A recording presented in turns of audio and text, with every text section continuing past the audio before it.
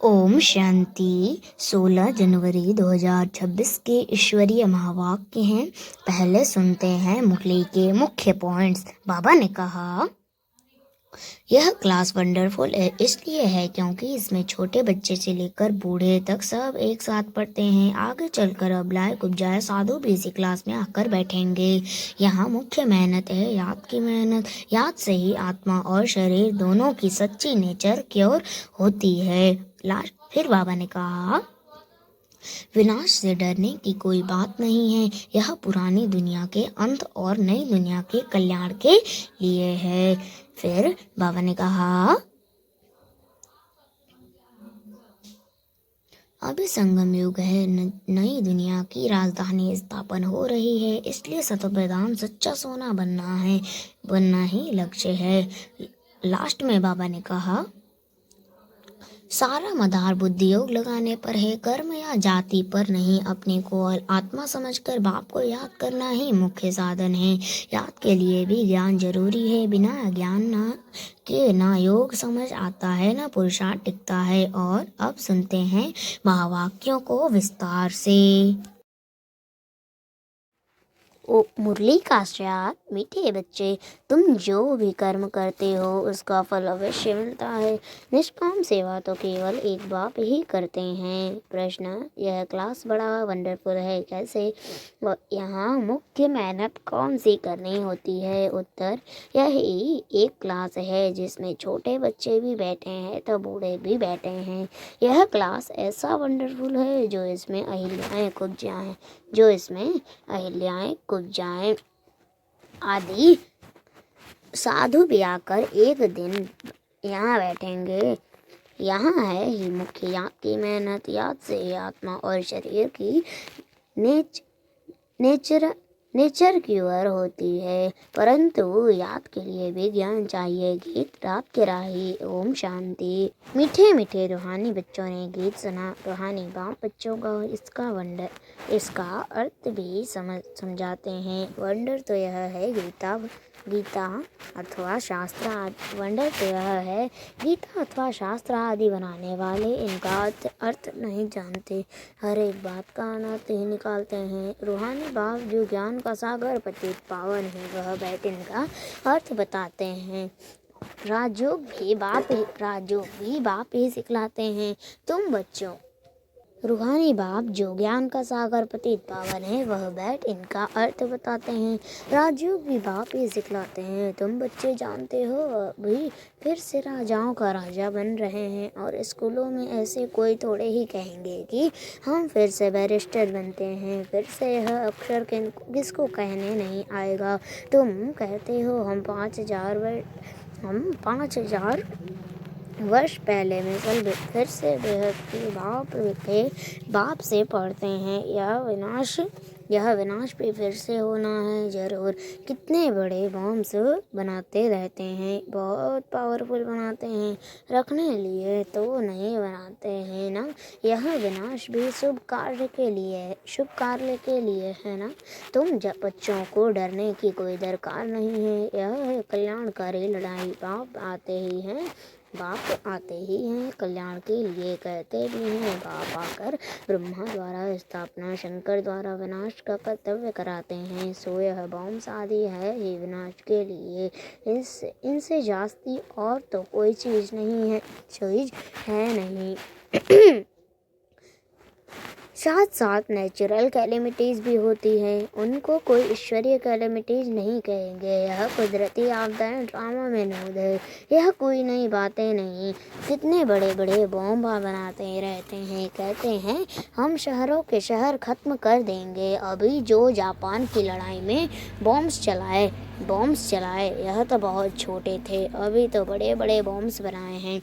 जब जास्ती मुसीबत में पड़ते हैं, सहन नहीं कर सकते तो फिर बॉम्ब से शुरू कर लेते हैं। कितना नुकसान होगा वह भी ट्रायल कर देख रहे हैं।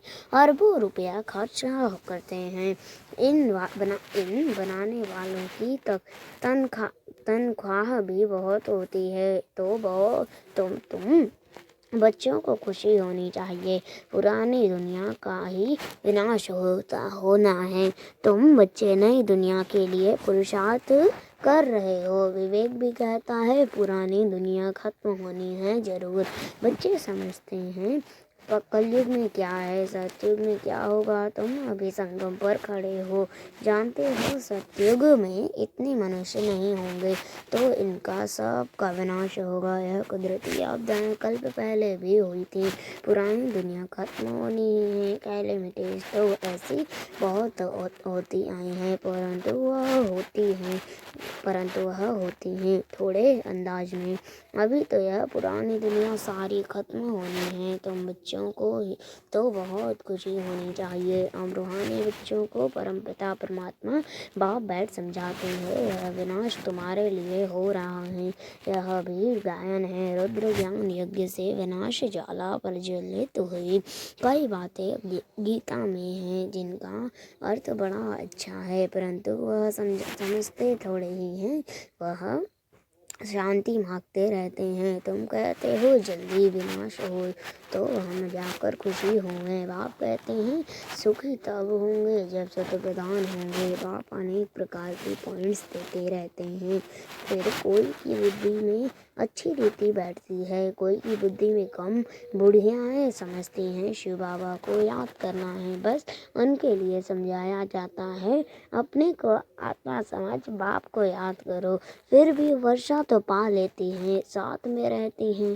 प्रदर्शनी में सब आएंगे। अजामिल जैसी पाप आत्माओं गणिकाओं आदि सबका उद्धार होने का है। मेहतर भी अच्छे कपड़े पहनकर आ जाते हैं। गांधी जी ने अछूतों को फ्री कर दिया, साथ में खाते भी हैं। बाप तो और भी मना नहीं करते हैं, समझते हैं इन्हों का भी उद्धार करना ही है। काम से कोई कनेक्शन नहीं है, इसमें सारा मदार है। बाप के साथ बुद्धि योग लगाने का बाप को याद करना है। आत्मा कहती है मैं अच्युत हूँ। अब हम समझते हैं हम सत्य प्रधान देवी देवता थे, फिर पुनर्जन्म लेते लेते अंत में आकर पतित बने हैं। अब फिर मुझे आत्मा को पावन बनना है। तुमको मालूम है सिंध में एक भिल्ली आती थी, ध्यान में जाती थी, दौड़कर आए मिलती थी। समझाया जाता था इनमें भी आत्मा तो है ना, आत्मा का हक है अपने बाप से वर्षा लेना। उनके घर वालों को कहा गया इनको ज्ञान उठाने दो। बोले हमारी बिरादरी में हंगामा होगा। डर के मारे उनको ले गए तो तुम्हारे पास आते हैं, तुम किसको मना नहीं कर सकते हो। गाया हुआ है अबलाएं गणिकाएं भिल्लियाँ साधु आदि सब का उद्धार करते हैं, साधु लोगों से लेकर भल्ली तक। तुम बच्चे अभी यज्ञ की सर्विस करते हो तो इस सर्विस से बहुत प्राप्ति होती है, बहुतों का कल्याण हो जाता है। दिन प्रतिदिन प्रदर्शनी सर्विस की बहुत वृद्धि होगी। बाबा बैजेस भी बनवाते रहते हैं। कहाँ भी जाओ तो इस पर समझाना है कि यह बाप यह दादा यह बाप का वर्षा। अब सिर्फ उनमें मेरा नाम उड़ा है, बच्चे का नाम दे दिया है। भारतवासियों को भी यह पता नहीं है कि राधे कृष्ण का आपस में क्या संबंध है। उनके शादी आदि की हिस्ट्री कुछ भी नहीं बताते हैं। दोनों अलग अलग राजधानी के हैं। यह बातें बाप बैठ समझाते हैं। यह अगर समझ जाएं और कह दें कि शिव भगवान हुआ तो सब उनको भगा दें। कहें तुम यह फिर कहाँ से सीखे हो, वह कौन सा गुरु है, कहें भी के हैं तो सब बिगड़ जाएं। इन गुरुओं की राजाएं ही चट हो जाए, ऐसे बहुत आते हैं। लिख कर भी देते हैं, फिर गुम हो जाते हैं। बाप बच्चों को कोई भी तकलीफ नहीं देते हैं, बहुत सहज युक्ति बतलाते हैं। कोई भी बच्चा नहीं होता है तो भगवान को कहते हैं बच्चा दो। फिर मिलता है तो उनकी बड़ी अच्छी परवरिश करते हैं, पढ़ाते हैं। फिर जब बड़ा होगा तो कहेंगे अब अपना धंधा करो। बाप बच्चों को परवरिश कर उनको लायक बनाते हैं तो बच्चों का सर्वेंट ठहराना। यह बाप तो बच्चों की सेवा कर साथ ले जाते हैं।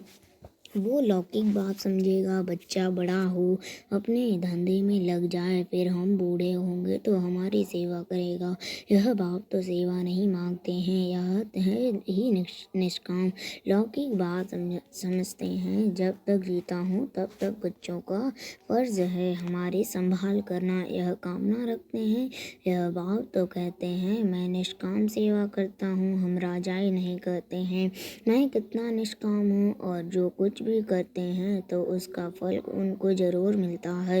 यह तो है सबका बाप कहते हैं मैं तुम बच्चों को स्वर्ग की राजाई देता हूँ। तुम कितना ऊंच पद प्राप्त करते हो, मैं तो सिर्फ ब्रह्मांड का मालिक हूँ।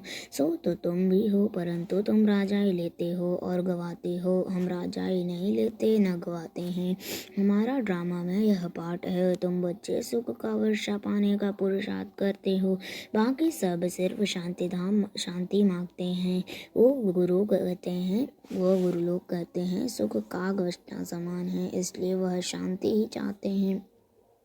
वह यह नॉलेज उठा न सके, उनको सुख का पता ही नहीं है। सबको बाप समझाते हैं शांति और सुख का वर्षा देने वाला एक मैं ही हूँ। सत्युग त्रेता में गुरु होता नहीं, वह रावण ही नहीं, वह है ईश्वरीय राज्य। यह ड्रामा बना हुआ है, यह बातें और किसकी बुद्धि में बैठेगी नहीं। तो बच्चों को अच्छी रीति धारण कर और ऊंच पद पाना है। अभी तुम हो संगम पर, जानते हो नई दुनिया की राजधानी स्थापन हो रही है, तो तुम हो ही संगम युग पर, बाकी सब है कलयुग में। वह तो कल्प की आयु ही लाखों वर्ष कह देते हैं। घोर अंधियारे में है ना, गाया भी हुआ है, कुंभकर्ण की नींद में सोए पड़े हैं। विजय की तो पांडवों की गाई हुई है। तुम हो ब्राह्मण, यज्ञ ब्राह्मण ही रचते हैं। यह तो है सबसे बड़ा बेहद का भारी ईश्वरीय रुद्र यज्ञ। वह हद के यज्ञ अनेक प्रकार के होते हैं, यह रुद्र यज्ञ एक ही बार होता है। सत्युग त्रेता में फिर कोई यज्ञ होता नहीं, क्योंकि वहाँ कोई आपदा आदि की बात नहीं। वह है सब हद के यज्ञ, यह है बेहद का, यह बेहद बाप का रचा हुआ यज्ञ है जिसमें बेहद की आहुति पड़नी है। फिर आधा कल्प कोई यज्ञ नहीं होगा, वहाँ रावण राज्य ही नहीं। रावण राज्य शुरू होने से फिर यह सब शुरू होते हैं। बेहद का यज्ञ एक ही बार होता है, इनमें यह सारी पुरानी सृष्टि स्वाहा हो जाती है। यह है बेहद का रुद्र ज्ञान यज्ञ, इसमें मुख्य है ज्ञान और योग की बात। योग अर्थात याद अक्षर बहुत मीठा है, योग अक्षर कॉमन हो गया है। योग का अर्थ कोई नहीं समझते हैं, तुम समझा सकते हो। योग अर्थात बाप को याद करना है। बाप को आप तो हमको वर्षा देते हैं। बेहद का आत्मा बात करती है, बाबा आप फिर से आए हो, हम तो आपको भूल गए थे, आपने हमको बादशाही दी थी, अब फिर आकर मिले हो। आपकी श्रीमत पर हम जरूर चलेंगे। ऐसे ऐसे अंदर में अपने साथ बातें करनी होती हैं। बाबा आप तो हमें बहुत अच्छा रास्ता बताते हो, हम कल्प भूल जाते हैं, अभी बाप फिर अभूल बनाते हैं, इसलिए अब बाप को ही याद करना है, याद से ही वर्षा मिलेगा। मैं जब सम्मुख आता हूँ तब तुमको समझाता हूँ, तब तक गाते रहते हैं। तुम दुख हरता सुख करता हो महिमा गाते हैं, परंतु न आत्मा को न परमात्मा को जानते हैं। अभी तुम समझते हो, इतनी छोटी बुद्धि में अविनाशी पाठ नूदा हुआ है। यह भी बाप समझाते हैं। उनको कहा जाता है परमपिता परमात्मा अर्थात परम आत्मा, बाकी कोई बड़ा हजारों सूर्य मिसल नहीं है। हम तो टीचर मिसल पढ़ाते रहते हैं। कितने ढेर बच्चे हैं, यह क्लास तो देखो कितना वंडरफुल है। कौन कौन इसमें पढ़ते हैं। अबलाए कुब्जाए साधु भी एक दिन आकर बैठेंगे, बुढ़ियाएं छोटे बच्चे आदि सब बैठे हैं। ऐसा स्कूल कभी देखा? यहाँ है याद की यह मेहनत, यह याद ही टाइम लेती है। याद का पुरुषार्थ करना यह भी ज्ञान है ना।